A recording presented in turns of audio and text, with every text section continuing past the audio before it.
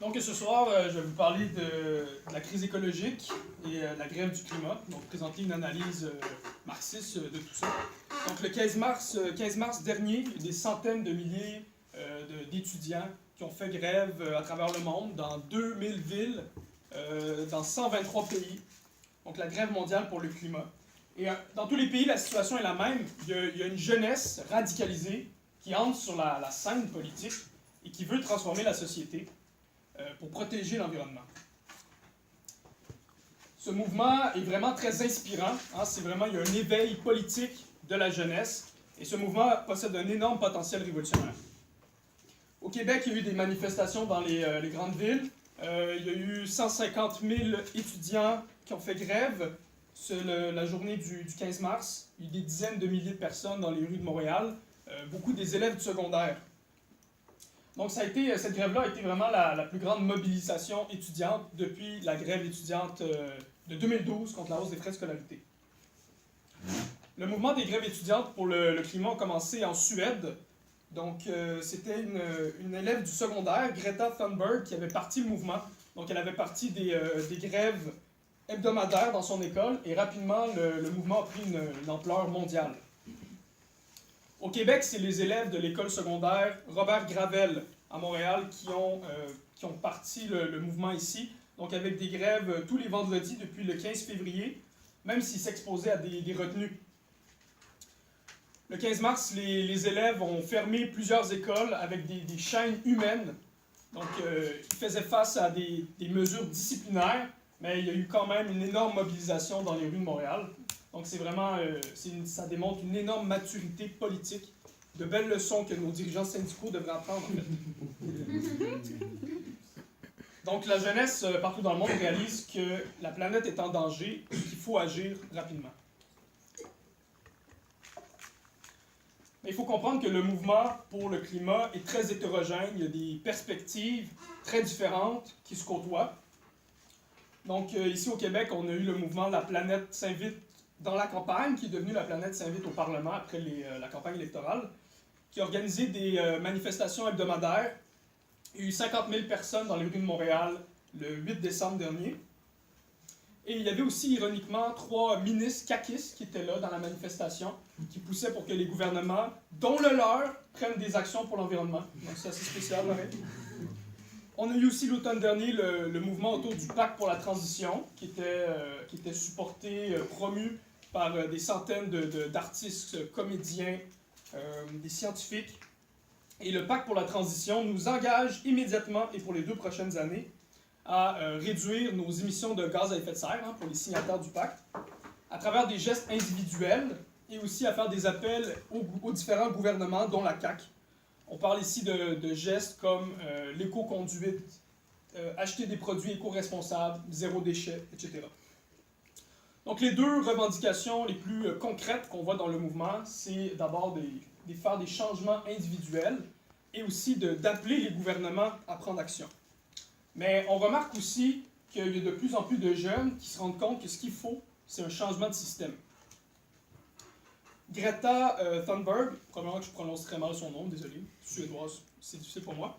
Donc, Greta, qui est l'instigatrice du mouvement pour la grève pour le climat à travers le monde, elle avait dit dans son discours à la conférence de l'ONU sur les changements climatiques quelque chose qui représente justement cette volonté de la jeunesse de changer le système. Donc, je vais la citer. « Si les solutions sont introuvables à l'intérieur du système, alors peut-être devons-nous changer le système lui-même. Nous ne sommes pas venus ici pour supplier les dirigeants du monde pour leur sollicitude. Vous nous avez ignorés jusqu'à maintenant et vous allez continuer à nous ignorer. Il n'y a plus d'excuses possibles et le temps presse.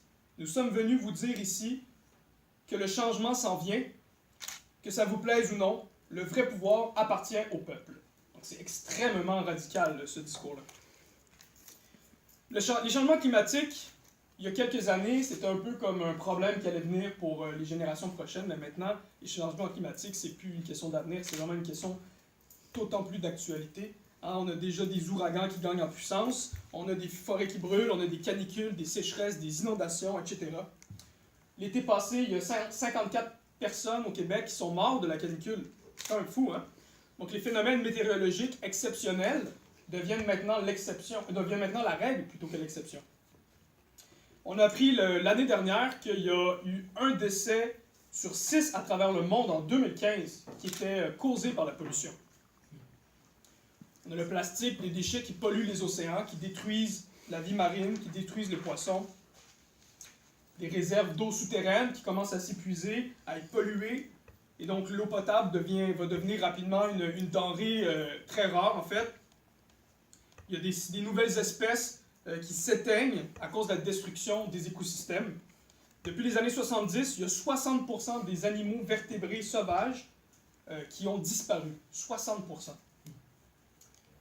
Il y a certains scientifiques qui parlent même d'une 6e extinction massive des espèces, 100 fois plus rapide que les précédentes. Il faut parler aussi du réchauffement climatique. Donc le monde est à 1,1 degrés Celsius plus chaud qu'avant la révolution industrielle.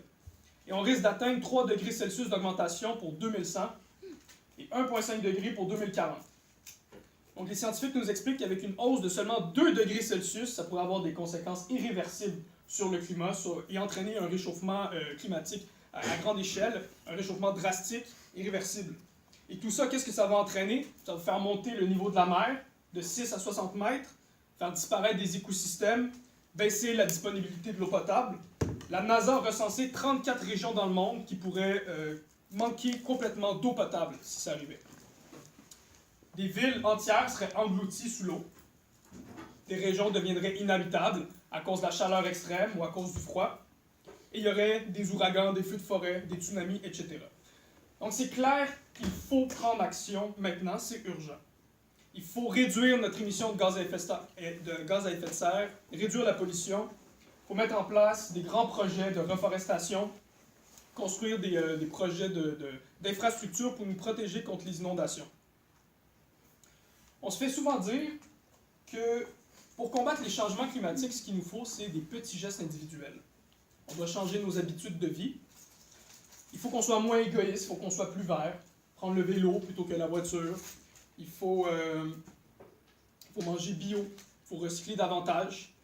Donc on a beaucoup de ces messages culpabilisants qui nous disent en fait que la solution commence par nous-mêmes. Et pourtant, selon un rapport qui est sorti récemment de l'ONG internationale Carbon Disclosure Project, ce rapport montrait que c'est les 100 plus grandes, ces 100 entreprises en fait, dans le monde qui sont responsables de 71% des émissions de gaz à effet de serre. 71% des gaz à effet de serre. On parle juste de 100 entreprises, hein? C'est fou pareil. Et sous le système capitaliste, les travailleurs, les étudiants n'ont pas de contrôle sur ces entreprises-là. On peut pas contrôler ce qu'on ne possède pas. Et donc, même si chaque individu réduisait sa production de gaz à effet de serre de 50%, en fait, ça aurait des conséquences très minimes sur les changements climatiques. On peut regarder aussi du côté de la production des déchets, des statistiques très intéressantes. En France, 70% des déchets sont produits par les entreprises.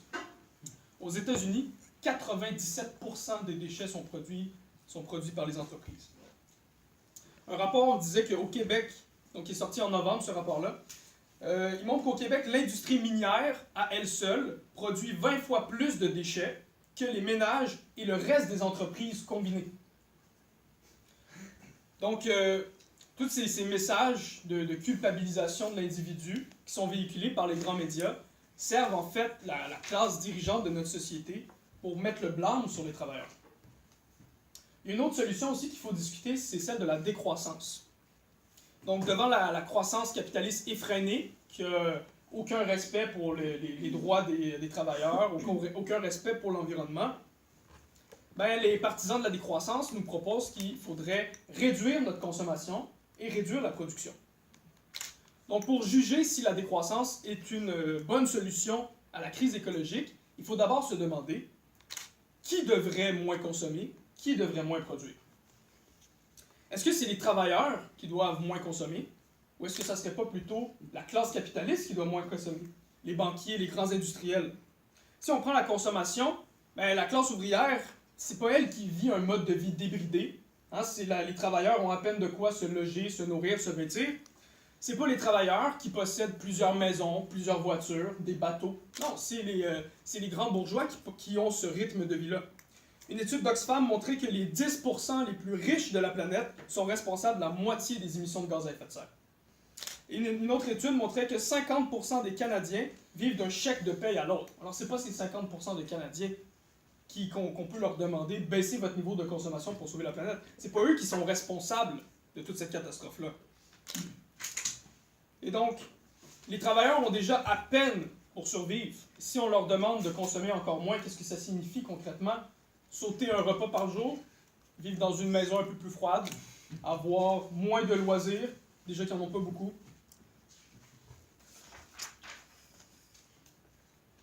Mais admettons qu'on réussit à convaincre les travailleurs qu'ils devraient réduire leur consommation. Qu'est-ce que ça aurait comme impact sur l'économie? Si les travailleurs, qui sont la majorité des consommateurs, consomment moins, ça va entraîner une baisse de la demande, donc une contraction du marché. Si le marché se contracte, ça va entraîner des fermetures d'usines, des pertes d'emplois, des licenciements, des baisses de salaire. Bref, ce que ça va faire, ça va déclencher une crise économique. Et on le sait bien, dans les crises économiques, c'est pas les capitalistes qui vont payer pour ça, en fait. Les capitalistes réussissent à se sortir des crises. C'est les travailleurs qui payent le prix des crises économiques. Est-ce qu'on pourrait pas tout simplement réduire la production? Donc, en fait, c'est quelque chose qui a déjà été essayé, la réduction de la production, et c'était pendant la grande récession de 2008. Donc, la dernière crise économique mondiale du capitalisme. En 2009, la production de gaz à effet de serre a diminué de 3% à cause de la crise. Donc, l'économie américaine s'est contractée de 0,3% en 2008 et 3% en 2009, ce qui a eu comme conséquence de mettre sans emploi des millions de personnes et mettre dans la rue des dizaines de milliers de personnes. Mais en réalité, même si les capitalistes voulaient réduire leur production, ils ne pourraient pas parce que ça signifierait qu'ils se détruiraient en tant que capitalistes, qu'ils feraient faillite tout simplement. Donc, je pense que ça mérite d'expliquer un peu plus cette idée-là, donc de comprendre qu'est-ce qui se passe à la base de notre système économique. Toute notre société est fondée sur un système socio-économique bien particulier qu'on appelle le capitalisme. Donc, le capitalisme, c'est un système fondé sur la circulation des marchandises, c'est-à-dire la production, la vente et l'achat de marchandises qui sont produites dans des entreprises privées. Et ces entreprises privées sont possédées par ce qu'on peut appeler des capitalistes ou des bourgeois, c'est-à-dire des propriétaires d'entreprises, des industriels, des banquiers, bref, c'est quoi? C'est le grand patronat. Donc, ces bourgeois, ces capitalistes, possèdent des sommes astronomiques d'argent, possèdent aussi les moyens de production, les outils de travail, les machines, les matières premières, les terres agricoles, les usines. Et cette classe-là, c'est la classe qui dirige la société. Et il y a aussi, de l'autre côté, la classe qui représente 99% de la population. C'est la classe des travailleurs salariés, donc la classe ouvrière. Donc les travailleurs-travailleuses ne possèdent pas d'entreprise, ne possèdent pas de moyens de production, ne possèdent pas les machines, les matières premières. Donc les travailleurs possèdent seulement leur force de travail, leur capacité à travailler, qu'ils doivent aller vendre à un capitaliste à tous les jours en échange d'un salaire pour pouvoir acheter les marchandises requises pour survivre, pour payer son loyer, acheter des vêtements, nourrir ses enfants, etc. Les travailleurs salariés, ça inclut pas seulement les travailleurs dans les usines, dans les manufactures. On parle aussi des travailleurs qui sont dans les services, la restauration, l'entretien, c'est les enseignantes, c'est les infirmières. Tous ceux et celles qui doivent travailler pour survivre, qui ont besoin d'un salaire pour pouvoir payer leurs factures au bout du mois.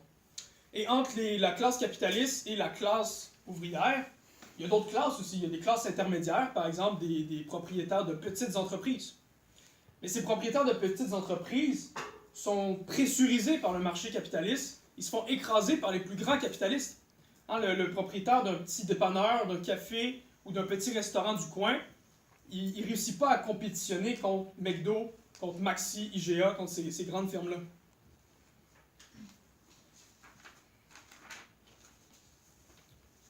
Dans notre système capitaliste, les capitalistes, les propriétaires des grandes entreprises ont le contrôle complet sur les richesses qui sont produites dans la société et ils vont seulement investir leur argent s'ils peuvent faire plus d'argent, s'ils peuvent faire du profit. Et donc, à cause de la logique du marché, les capitalistes sont forcés de constamment réinvestir les profits dans la production. Donc, pour développer la productivité, il faut acheter des machines plus performantes, engager plus de travailleurs, pour produire plus de marchandises à moindre coût, donc des marchandises qui demandent moins de travail humain. Produire plus à moindre coût, c'est vraiment le secret pour vendre pas cher, pour convaincre le consommateur d'acheter son produit plutôt que celui du compétiteur. Et donc, la logique du marché capitaliste pousse nécessairement les capitalistes à produire toujours davantage. La croissance, au sens capitaliste, fait partie de l'essence même de notre système économique. Si tu ne réussis pas à faire grandir ton entreprise, à augmenter ta productivité, tu ne pourras pas compétitionner et tu vas faire faillite, tu vas perdre ton statut de capitaliste, tout simplement. Et donc, les capitalistes ne produisent pas pour répondre aux besoins de la population. Loin de là. Le seul but des capitalistes, c'est de faire du profit. C'est leur raison d'être en tant qu'ils font partie de cette classe. Et donc, la question environnementale, la réduction des gaz à effet de serre, l'investissement dans des machines vertes, tout ça, en fait, ne rapporte pas plus de profit. C'est pour le capitaliste un coût de production supplémentaire qui demanderait d'être ajouté dans sa production. Et donc, il deviendrait moins compétitif. D'ailleurs, l'éducation, la santé non plus, ça ne rapporte pas d'argent pour les capitalistes. Et c'est pour ça que les entreprises doivent couper les coins ronds. Hein, ils doivent utiliser des sources d'énergie les plus cheap possibles, même s'ils sont plus polluantes. Ils peuvent difficilement respecter les réglementations écologiques, puisque ça les forcerait à vendre un peu plus cher, à augmenter les coûts de production, et donc à être en danger sur le marché. On peut penser aussi au scandale de Volkswagen. Donc en 2015, Volkswagen a été pris à tricher pendant ses tests. C'est donc les tests où on regardait la quantité de gaz à effet de serre qui était produit. Donc Volkswagen avait mis un appareil pour bloquer l'émission de gaz à effet de serre seulement pendant le test. Et après ça, sur la route, l'émission était 40 fois plus élevée. Et on s'est rendu compte que c'était pas seulement Volkswagen qui avait fait ça aussi. Il y avait Volvo, Jeep, Hyundai et d'autres qui ont été accusés, qui ont dû payer des millions de dollars, probablement des peanuts pour eux. On a aussi tout le scandale autour des microplastiques, donc des micro-billes de plastique qui sont produites dans nos vêtements synthétiques, dans plein de marchandises, qui sont déversées dans les océans. En fait, maintenant, tous les océans sont remplis de ça. En 2018, Greenpeace en a trouvé jusqu'en Antarctique. Donc, dans chaque échantillon de neige et d'eau, il y avait du microplastique en Antarctique. C'est fou pareil. On a trouvé aussi en France, dans les Pyrénées, donc dans chaque mètre carré je pense que c'est de neige qu'on trouvait là-bas, il y avait 365 minuscules morceaux de plastique. Donc ça s'est rendu loin, ça l'a complètement, en fait, ça dévaste complètement les océans et ça aurait pu être évité, ça. Hein, c'est vraiment les entreprises, par manque complet de respect pour l'environnement, par désir d'avoir un taux de profit le plus élevé possible, qui ont détruit, qui ont complètement empoisonné nos océans. On peut penser aussi à l'obsolescence programmée. Hein, c'est quoi l'obsolescence programmée? C'est l'idée que tu peux pas faire une chaise, une table ou un micro-ondes qui va durer 50 ans. Parce que si tout le monde a acheté son micro-ondes, ben t'en vends plus puis tu fais faillite. Il faut que les produits que tu vendes, ils vont péter après 1 an, après 2 ans, pour que les gens puissent en racheter. Je pense qu'il y avait même un scandale autour d'un toaster, qu'il avait mis une pièce à l'intérieur qui était sûr que ça pétait après 2 ans. Donc on voit toutes les absurdités, en fait, auxquelles peut mener le capitalisme. On pourrait se demander, oui, mais est-ce que les capitalistes ne feraient pas plus d'argent s'ils utilisaient des sources d'énergie verte qui seraient gratuites? The Economist, un grand journal bourgeois, nous dit « L'énergie verte a un vilain secret. Plus elle est déployée, plus cela fait baisser les prix de toutes les sources d'énergie. Il est donc difficile d'organiser la transition vers un futur sans carbone, durant laquelle beaucoup de technologies de production d'énergie, propres comme sales, doivent pouvoir faire des profits pour qu'elles restent en fonction. » Donc pour la classe capitaliste, l'énergie verte, gratuite, n'est pas profitable, parce qu'on ne fait pas d'argent avec de la gratuité. C'est logique en fait, non? D'ailleurs, en Chine, l'État a limité le développement de l'éolienne pour être capable de sauver les centrales au charbon qui étaient en faillite. Donc c'est un phénomène qu'on voit à grande échelle. J'aimerais aussi vous parler de la question de la surproduction. Donc la surproduction, c'est vraiment un phénomène économique qui est au cœur du système. Toutes les crises économiques du capitalisme qui arrivent de façon ponctuelle à toutes les 8 ou 10 ans, hein, comme un cycle, comme un poumon, le poumon du capitalisme qui respire. Et toutes ces crises-là, ils sont causées par une surproduction de marchandises. Pourquoi est-ce qu'il y a une surproduction de marchandises? Parce que, bon, tout d'abord, le travailleur salarié produit nécessairement plus de richesses en marchandises que ce qu'il reçoit en salaire. Par exemple, quelqu'un qui travaille chez Tim Hortons va produire peut-être en une journée 800$ en sandwich et en café, et il va être payé autour de 100$. Et c'est justement parce que le travailleur n'est pas payé, on ne reçoit pas en salaire l'équivalent de ce qu'il a produit en marchandises. C'est pour cette raison que le capitaliste peut faire un profit. Donc le travailleur du Tim Hortons serait incapable de racheter toute la production qu'il a créée pendant la journée. Il y a 1/8 de ce qu'il faut pour l'acheter. Et donc, par conséquent, l'ensemble de la classe ouvrière dans un pays donné est incapable de racheter la totalité des marchandises produites. Et c'est pour ça que de façon ponctuelle, les marchandises vont s'accumuler sur les tablettes, ne seront pas vendues, ils vont pourrir, pas parce que les gens n'ont pas de besoin, parce que les gens n'ont pas le pouvoir d'achat, n'ont pas le salaire pour être capable de racheter toutes ces marchandises-là. Et ces marchandises non vendues, c'est de l'argent que le capitaliste perd. Il faut qu'il maintienne un bon taux de profit pour être capable de réinvestir dans sa productivité. Et donc, qu'est-ce qui arrive quand il y a une surproduction? Le capitaliste, il faut qu'il réduise ses investissements, qu'il ferme des parties de l'usine, qu'il ferme des machines, qu'il mette du monde à la rue, qu'il coupe dans les salaires. Aux États-Unis, les usines fonctionnent à 75% de leur capacité. Pas parce que les gens ne sont pas capables de racheter les marchandises, mais pas parce que les gens n'ont pas besoin d'acheter ces marchandises-là, parce qu'ils n'ont pas financièrement la capacité de le faire. Justement à cause que les capitalistes font un profit sur le dos de la classe ouvrière. Donc les économistes bourgeois ont un terme pour parler de cette réduction des investissements, réduction de la production. Ils appellent ça la destruction créatrice. C'est un beau mot pour toute la merde qu'ils foutent.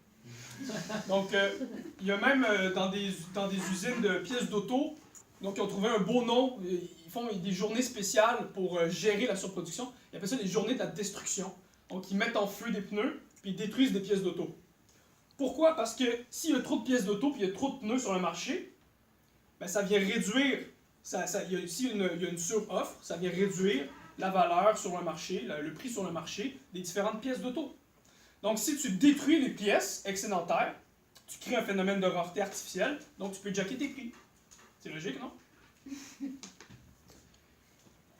On peut regarder aussi dans le secteur immobilier. Donc, en 2012, aux États-Unis, il y avait 5 maisons vides pour chaque sans-abri. La surproduction, là, c'est pas qu'on a trop de choses puis qu'on gaspille.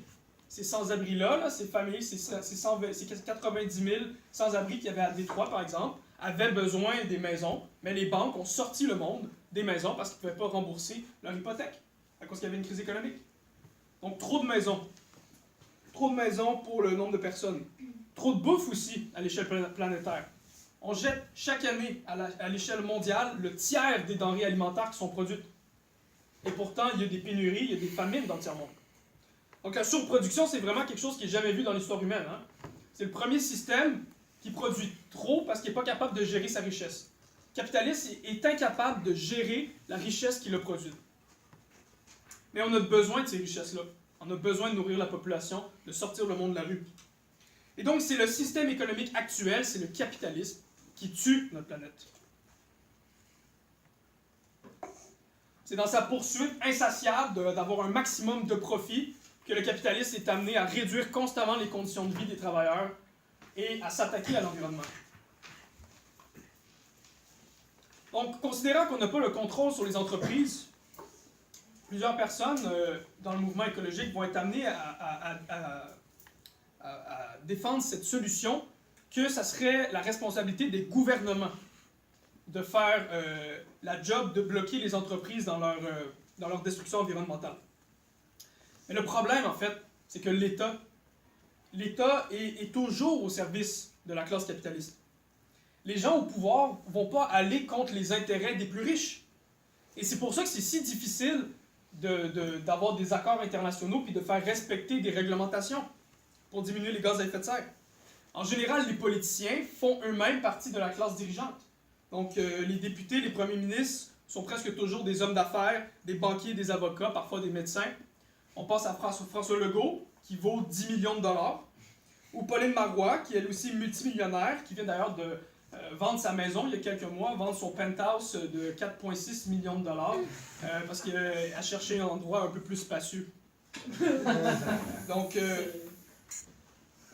et même quand ces politiciens appartiennent pas à la classe dirigeante, ils finissent par être achetés par elle, parce que les grandes banques, les grandes entreprises font pression sur les gouvernements et leur disent, ben, si tu veux implanter tes belles réformes de gauche, si tu veux taxer plus les riches, ben nous, on va fermer nos usines, on va délocaliser, on va mettre du monde dans la rue, on va baisser ta cote de crédit, et finalement, on va saboter ton économie. Puis c'est exactement ce qui est arrivé au gouvernement du NPD de Bob Rae en Ontario dans les années 90. Donc, le gouvernement du NPD n'a jamais pu implanter ses réformes de gauche parce qu'il était resté dans le cadre du système capitaliste. Les capitalistes ont tout simplement foutu la merde dans l'économie. Mais la solution était simple. C'était d'exproprier ces capitalistes-là. Mais le NPD de Bob Rae n'est pas allé jusque-là. Marx nous disait, l'État n'est qu'un comité qui gère les affaires communes de la classe bourgeoise tout entière. Hein, l'État est au service de la classe dirigeante. Et c'est quelque chose que, depuis que l'État existe, l'État est comme ça. Pendant l'Antiquité, l'État était au service de la classe esclavagiste pour maintenir les esclaves dans l'oppression. Pendant le Moyen Âge, on avait un État féodal au service des seigneurs. Donc, le seigneur était finalement son propre État, avec son armée de chevaliers et sa forteresse. Et cet État féodal servait à maintenir le paysan, le serf, enchaîné sur sa terre, et devait donner des surplus au seigneur. Donc, l'État est apparu dans l'histoire humaine lorsque les premières sociétés de classe sont apparues, il y a à peu près 5000 ans. Et depuis sa naissance, l'État est essentiellement l'outil de domination de classe, de la classe dominante, pour exploiter, maintenir dans sa soumission les classes exploitées. Donc, l'État capitaliste va utiliser soit l'usage de la force, à travers les lois, les tribunaux, les prisons, la police, l'armée, pour maintenir les travailleurs au travail, et va aussi utiliser l'idéologie, donc produire de l'idéologie à travers les écoles, les universités, les médias, la religion, donc créer une idéologie qui va favoriser le consentement des travailleurs au système. Hein? Quand les travailleurs se disent « ben non, je ne suis pas exploité, le capitalisme c'est vraiment le plus beau des systèmes, moi un jour je vais devenir un capitaliste si j'économise suffisamment », c'est ça l'idéologie en fait qui nous est injectée dans notre cerveau depuis notre naissance. Il y a un autre problème aussi avec le fait de demander à l'État de prendre action sur l'environnement. C'est les limites de l'État-nation. Et ça apparaît très clairement dans les négociations, dans les traités internationaux comme l'accord de Paris. Chaque bourgeoisie d'un pays est en compétition contre les bourgeoisies des autres pays. Donc, il n'y a aucun État qui veut avoir plus de restrictions écologiques qu'un autre État. Parce que si tu as trop de restrictions écologiques dans ton pays, ben les entreprises vont tout simplement décider d'aller dans le pays où il y a moins de restrictions. Et donc, dès qu'il y a un pays qui refuse de se soumettre à ces réglementations écologiques dans un accord international, ben l'accord au complet fout le camp. Les autres pays peuvent tout simplement pas le respecter parce qu'ils vont eux-mêmes entrer en crise économique. Donc, on se retrouve avec une contradiction profonde sous le système capitaliste. C'est que l'économie et le climat sont internationaux et les États-nations ont seulement un contrôle sur leur propre territoire. Il est illusoire aussi de penser que ce qui manque à nos gouvernements, c'est de la bonne volonté politique. En fait, les gouvernements ont une énorme volonté politique, celle de satisfaire tous les désirs des capitalistes. Donc, les rares fois où les politiciens vont mettre en place des mesures pour l'environnement, ça va être des mesures extrêmement minimes, ridicules, comme interdire les pailles en plastique ou refiler la facture aux travailleurs sous la forme de taxes de carbone ou de taxes sur l'essence. Cependant, ce n'est pas suffisant d'être contre le système capitaliste. Hein, c'est pas suffisant de reconnaître que le capitalisme est incapable de gérer la crise écologique. Il faut être pour quelque chose. Donc, ce qu'il faut, en fait, c'est la seule solution, c'est le socialisme, c'est de sortir radicalement du système capitaliste Donc, c'est la seule façon de mettre en place la transition écologique et économique. Comme je l'expliquais, toute l'économie actuelle est orientée vers la production de profit. On ne peut pas simplement convaincre les capitalistes de limiter leur production ou d'appliquer la réglementation écologique, d'investir dans les énergies vertes, tout simplement parce qu'il n'y a pas d'argent à faire avec ça. Et c'est là le problème, en fait. On a un énorme appareil productif qui est capable de complètement changer le climat, même capable de détruire la planète, et cet appareil productif est dans les mains d'une petite classe de parasites. Hein, comme vous le savez probablement, on le voyait dans le rapport d'Oxfam, les 8 personnes les plus riches de la planète possèdent autant que les 50% les plus pauvres de la planète. Donc ceux qui contrôlent, c'est ceux qui contrôlent les industries, qui contrôlent les ressources naturelles, les ressources énergétiques, c'est eux en fait qui seraient capables de mettre fin à la destruction environnementale, mais ils veulent pas le faire, par cupidité, mais surtout par nécessité de se maintenir comme capitalistes, donc de maintenir un bon taux de profit. Et donc la solution, elle est là devant nous. Hein? Si ce n'est pas ces gens-là qui vont organiser la transition écologique, ça doit être les travailleurs, travailleuses eux-mêmes qui doivent prendre le contrôle des moyens de production, reprendre le contrôle des milieux de travail, des usines. C'est les travailleurs d'ailleurs qui savent comment faire runner les entreprises, qui activent les machines. C'est eux qui développent le savoir technique dans l'usine, c'est eux qui ont toute la créativité pour innover. Hein, avec tout ce savoir qu'on transmet aux travailleurs, c'est dans nos écoles à nous, c'est pas les capitalistes qui ont les bonnes idées. Comme disait Marx, pas une ampoule ne brille, pas une roue ne tourne sans la gentille permission de la classe ouvrière. C'est déjà la classe ouvrière qui fait la production, qui fait runner les entreprises. Le socialisme, c'est que les travailleurs reprennent ce qui leur est dû pour protéger l'environnement.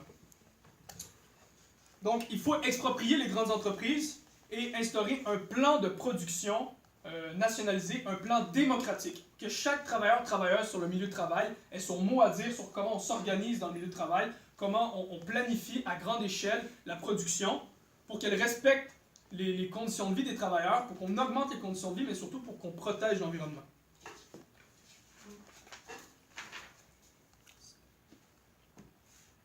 Donc, à ce moment-là, avec une économie socialiste, il n'y aurait plus de raison d'être contre le développement technologique ou même contre la croissance, parce que ce ne serait pas la croissance capitaliste. En fait, ce serait une croissance qui est complètement organisée de manière démocratique et rationnelle dans le but de servir les besoins de la population et qui serait en harmonie avec la nature. On pourrait investir massivement dans les énergies vertes, dans le transport en commun. On pourrait nationaliser toutes les industries polluantes, comme les sables bitumineux. On pourrait fermer ces industries-là, former les travailleurs qui travaillent là pour les réorienter dans les nouvelles industries d'énergie verte. Il va falloir mettre en place un plan de reforestation complet, construction de bâtiments éco-énergétiques, investir dans la recherche pour la technologie verte, se débarrasser de l'obsolescence programmée. Dans un régime socialiste, on n'a aucun intérêt à ce que les choses pètent aux 2 ans. Le but, c'est on veut diminuer, on voudrait idéalement pouvoir travailler 10 heures, 15 heures semaine, mais si on s'arrange pour que les trucs pètent à toutes les années, on va juste travailler pour rien. C'est bien plus efficace et rationnel qu'on construise des meubles, des outils qui durent 50 ans. Ou un téléphone qui dure plus que 2-3 ans quand même. On pourrait changer les pièces des téléphones. Il y a même un téléphone qui a été développé, on peut changer les différentes pièces, changer l'écran, changer la pile. Ben, je pense que c'est Google puis Amazon, je ne me rappelle plus trop c'est quoi les entreprises, mais il avait fait pression pour bannir complètement ce téléphone-là, parce que ça ferait effondrer le marché tout simplement de la technologie. C'est vrai, ça ferait effondrer le marché capitaliste. Et sous le socialisme, on pourrait enfin avoir justement ces téléphones réutilisables qui ne détruisent pas l'environnement, qui durent très longtemps. Donc, sous socialisme, on pourrait mettre fin au gaspillage, hein, comme ce 30% de bouffe qu'on jette par année, juste parce qu'il n'y a pas d'argent à faire avec ça. Donc, on pourrait aussi se débarrasser de plein de secteurs qui servent absolument à rien, comme le marketing. Hein? Sous socialisme, on n'a pas besoin de convaincre les gens qui ont besoin de se nourrir. On pourrait aussi se débarrasser de l'armement. Hein? Pourquoi faire la guerre quand on peut créer un système de coopération internationale? Et on pourrait avoir de la nourriture biologique de qualité pour tous. En ce moment, c'est tellement cher. Juste la viande artificielle en ce moment qui est en train de se développer, mais si on pouvait la produire à grande échelle, pas cher, on pourrait se débarrasser des grandes fermes industrielles qui sont complètement insensées pour les animaux, mais aussi qui détruisent l'environnement avec la production de gaz à effet de serre. Donc c'est seulement avec une économie nationalisée et un plan de production démocratique, fondé sur la coopération des travailleurs et des travailleuses à l'échelle mondiale, avec la guidance des scientifiques, qu'on pourrait mettre fin à la crise écologique et bâtir une économie en harmonie avec la nature. Donc, la production et le marché capitaliste sont complètement hors de notre contrôle. C'est vraiment une force, la production et le marché, c'est une force qui nous domine, qui nous écrase, qui nous exploite et qui détruit l'environnement. Mais si on regarde, si on prend un peu de recul sur l'histoire humaine, on regarde là, l'humanité a émergé il y a quoi, 200 000 ans? L'être humain était confronté à la nature. La nature était vue comme une force violente qui nous dominait, qui nous menaçait dans notre survie. Et les humains ont appris à développer des outils, maîtriser le feu, transformer son environnement à travers l'agriculture, l'élevage, la technique, l'industrie. On a même réussi à transformer notre corps avec la médecine, la chirurgie. Et tous ces efforts-là de l'être humain ont permis d'accroître notre contrôle sur la nature, de nous libérer des forces extérieures, des forces obscures qui nous briment, qui nous font souffrir, comme la faim, la soif, la maladie, la mort. En fait, ce que le développement technologique a permis, c'est de nous libérer de notre condition d'animal.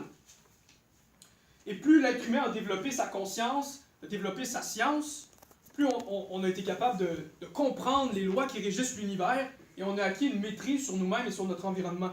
Et ça nous a aidé à nous émanciper en grande partie. La société s'est énormément développée au point de vue technologique, technique, scientifique et culturel. Et le capitalisme est le point d'aboutissement de ce processus-là. Et les êtres humains sous le capitalisme ont acquis un tel pouvoir sur la nature qu'on est maintenant capable de détruire la nature qui nous a fait naître. Donc aujourd'hui, ce qui nous menace, c'est pas la nature en fait. Ce sur quoi il faut reprendre le contrôle, c'est les forces du marché, l'anarchie du marché capitaliste, la production capitaliste, la propriété privée capitaliste. Et c'est ça en fait le socialisme. C'est de libérer l'humanité de la domination des forces aveugles que sont l'économie capitaliste, le marché, l'État-nation capitaliste, qui sèment la barbarie, la guerre et la destruction environnementale. Engels, le compère de Marx, disait dans son court texte « Le rôle du travail dans la transformation du singe en l'homme ». Engels nous disait « Les faits nous rappellent à chaque pas que nous ne régnons nullement sur la nature comme un conquérant règne sur un peuple étranger, comme quelqu'un qui serait en dehors de la nature, mais que nous lui appartenons avec notre chair, notre sang, notre cerveau, que nous sommes dans son sein, et que toute notre domination sur elle réside dans l'avantage que nous avons sur l'ensemble des autres créatures, c'est-à-dire de connaître ses lois et de pouvoir nous en servir judicieusement. » Donc la conclusion de ça, c'est que l'humain a acquis une telle maîtrise de son environnement qu'il menace maintenant de le détruire. Et c'est ça la crise écologique à laquelle on fait face en ce moment. Et la future société socialiste pour laquelle on se bat, la cause pour laquelle on est réunis dans cette salle, c'est pas seulement de construire une société sans oppression, sans exploitation, une société sans classe, c'est de créer la seule forme de société qui va permettre à l'être humain de renouer avec la nature, de créer cette relation harmonieuse avec la nature.